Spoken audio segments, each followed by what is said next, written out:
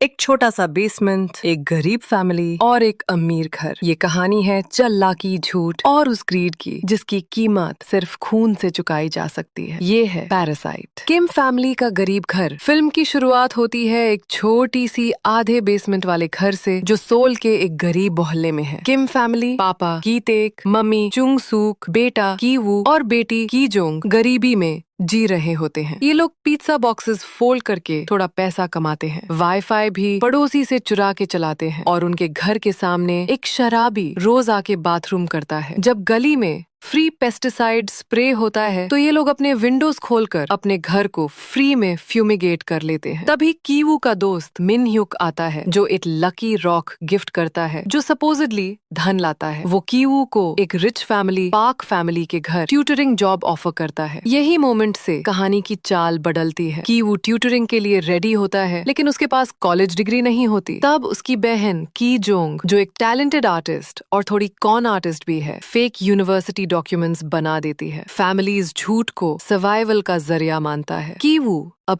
Kevin बनकर park mention की तरफ निकल पड़ता है, एक ऐसा घर जो उनके गरीब घर के बिल्कुल ऑपोजिट होता है। पार्क मैंशन में कीवू मिलता है मिसेस पार्क से, एक इनोसेंट अमीर हाउसवाइफ। घर एक फेमस आर्किटेक्ट ने डिजाइन किया होता है, मॉडर्न और क्लासी। कीवू अपने झूठ और चार्म से मिसेस पार्क को इम्प्रेस करता है और उनकी बेटी दाहे का ट्यूटर बन जाता है। उससे घर का छोटा बेटा दा सॉन्ग भी दिखता है जो थोड़ा ट्रबल है। कीवू क्लेवरली सजेस्ट करता है कि एक आर्ट थेरेपिस्ट बुलाया जाए जिसके लिए वो अपनी बहन कीजोंग का नाम ड्रॉप करता है। कीजोंग जेसिका बनकर पार्क फैमिली के घर आती है। वो डा सॉन्ग के लिए एक फेक आर्ट थेरेपिस्ट बन जाती है। मिसेस पार्क उसके एक्सपर्टीज से काफी इम्प्रेस होती है। जेसिका एक नकली साइकोलॉजिकल इशू बताकर अपनी इम्पोर्टेंस प्रूव करती है। फिर वो पार्क फैमिली के ड्राइवर को निकालने की प्लानिंग करती है ताकि उनके पापा कीटेक ड्राइवर बन सके। जेसिका कार में विमेन्स अंडरवेयर छुपाकर ड्राइवर पे इल्जाम लगाती है कि वो कार को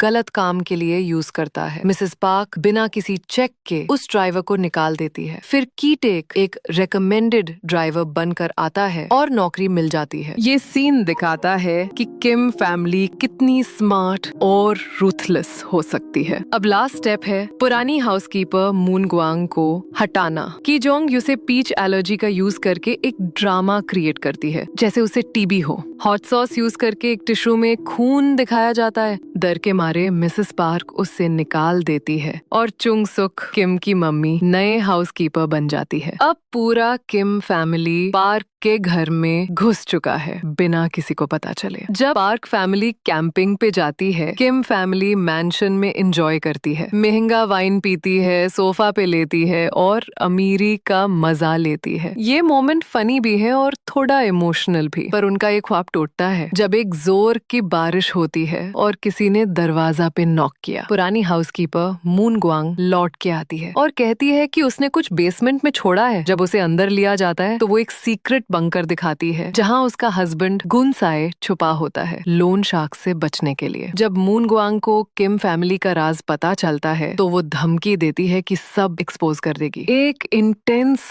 स्ट्रगल होती है। किम्स मून गुआंग और गुनसाए को बंद कर देते हैं। मून गुआंग को चोट लगती है। किम फैमिली अब खुद एक ओप्रेस्ड फैमिली से ओप्रेसर बन जाती है। सीन टेंशन से भरा होता है और मोरालिटी के सब लिमिट्स तोड़ता है। बारिश के चलते पार्क फैमिली वापस आ जाती है। किम्स जल्दी में सब कुछ साफ करते हैं और फर्नीचर के नीचे छुप जाते हैं। मिसेस पार्क और मिस्टर पार्क की बातें उनकी थिंकिंग को दिखाती है, स्पेशली जब मिस्टर पार्क कीटेक के स्मेल का मेंशन करता है। ये स्मेल एक सिंबल बन जाता है उनके क्लास के डिफरेंस का। किम्स जब अपने घर लौटते हैं तो उनका सेमी बेसमेंट पानी से भरा होता है। सब कुछ गंदगी में डूब चुका होता है, इवन लकी रॉक। पूरी रात वो एक रिलीफ कैंप में बिताते हैं। इस सीन में किम फैमिली की असली हालत दिखाई जाती है जो पार्क फैमिली के कंफर्ट से बिल्कुल ऑपोजिट है। अगली सुबह दा सॉन्ग के बर्थडे के लिए एक ग्रैंड पार्टी होती है। किम्स को एक्ट करना पड़ता है जैसे कुछ नहीं हुआ। कीवू बंकर जाके देखता है कि मून गुआंग मर चुकी है और गुनसाए पागल हो चुका है। गुनसाए सडनली पार्टी में घुस के कीजोंग को चाक मार देता है। जब मिस्टर पार्क उसकी स्मेल से डिस्गस्ट फील करता है तो कीत एक गुस्से में आके उसे मार देता है। पूरी पार्टी एक खूनी बैटलफील्ड बन जाती है। कीटेक भाग जाता है और बंकर में छुप जाता है। कीवू और चंगसुक हॉस्पिटल जाते हैं लेकिन जेल नहीं जाते। कीजोंग मर जाती है। किम फैमिली बिखार जाती है। कीवू बाद में मोर्स कोड से सिग्नल पकड़ता है जिससे उससे पता चलता है कि उसका बाप बंकर में छुपा है। आखिरी सीन में कीवू इमेजिन करता है कि वो अमीर बन गया है और पार्क मैंशन खरीदकर अपने पापा को आजाद करता है। लेकिन कैमरा स्लोली वापस उसकी रियलिटी दिखाता है। वही सेमी बेसमेंट, वही गरीबी। लकी रॉक भी अब सिर्फ एक बेमैने याद बन चुकी है। फिल्म यहाँ खत्म होती है एक दर्द भरी नोट पे। पैरासाइट एक ब्रिलियंट फिल्म है जो डार्क कॉमेडी, थ्रिलर और सोशल कमेंट्री को मिक्स करती है। हर सीन क्लास डिवाइड को एक्सप्लोर करता है। किम फैमिली की चालाकी उनकी मजबूरी है और पार्क फैमिली की भोलापन उनका प्रिविलेज। सीक्रेट बंकर एक और लेयर दिखाता है कि गरीबी का स्ट्रगल सिर्फ एक दूसरे के साथ कंपटीशन बन जाता है। स्मेल और रॉक जैसे सिंबल्स फिल्म के मैसेज को और स्ट्रॉन्ग बनाते हैं। गरीबी से निकालना इतना आसान नहीं है और सपने सिर्फ इल्यूजन बन जाते हैं। पैरासाइट एक फिल्म नहीं, एक मिरर है जहाँ गरीबी और अमीरी एक ही घर के नीचे छुप जाते हैं और झूठ एक वक्त के बाद सच से ज्यादा महंगा पड़ता है।